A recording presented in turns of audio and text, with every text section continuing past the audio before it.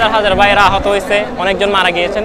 এটার মূল উদ্দেশ্য ছিল কিন্তু সরকার পরিবর্তন না, এটার মূল উদ্দেশ্য ছিল একটা সিস্টেমের পরিবর্তন, যাতে আমরা সুন্দর একটা শান্তিপূর্ণ দেশ গড়তে পারি এবং দুর্নীতিমুক্ত একটা দেশ গড়তে পারি। এখানে সবার বাকস্বাধীনতা থাকবে, সবাই কথা বলতে পারবে, মত প্রকাশ করতে পারবে, সংখ্যালঘুরা থাকতে পারবে। তো এখন নতুন যে সরকার হয়েছে এটার প্রতি আমাদের আকুল আবেদন থাকবে, তারা এমন একটা পরিবেশ সৃষ্টি করবে যেখানে আসলে মানুষ প্রশাসন থেকে হেল্প পাবে, যেটা তার প্রাপ্য অধিকার একজন মানুষ হিসেবে, হিন্দু বা মুসলিম হিসেবে না, মানুষ হিসেবে যে প্রাপ্য অধিকার সেগুলো নিশ্চিত হবে এবং তারা কথা বলতে পারবে। কথা বলার অধিকারটা যাতে কোনোভাবে ক্ষুণ্ণ না হয়, এটা যে দলই আসুক যাতে এদের কথা বলার স্বাধীনতাটা রক্ষা হয়, এটাই হচ্ছে আমাদের মূল চাওয়া এখন।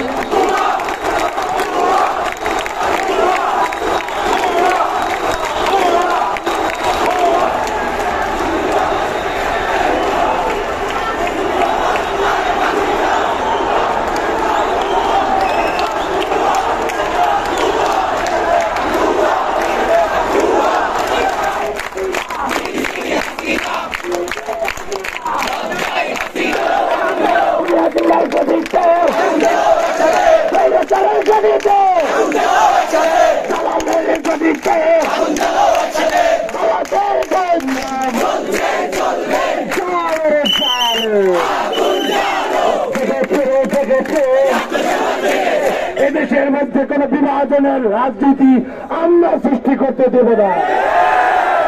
এদেশ তোমার, এদেশ আমার, এদেশ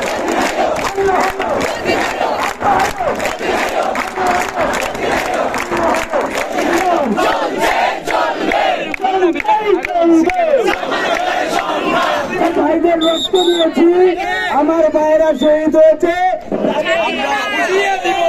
আগে ধরবো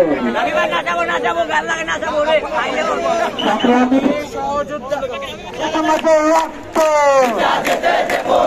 পাশে পাশে পাশে চাই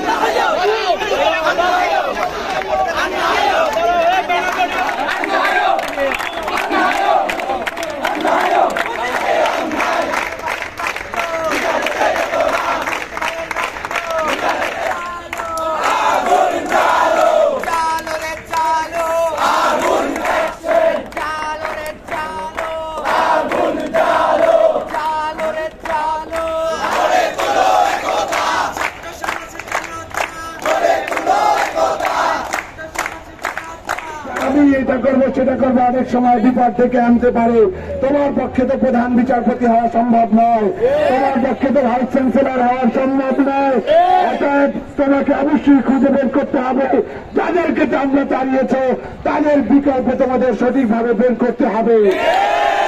আরেকটি বিষয় মনে রাখতে হবে, অনেক সময় যারা শুরু থেকে তোমাদের সাথে ছিল না, আমাদের পাশে ছিল না, তারা নিরপেক্ষতা উদারতার স্লোগান দেখিয়ে এই খুনিদেরকে আবারও ঢুকানোর পায় তারা করছে।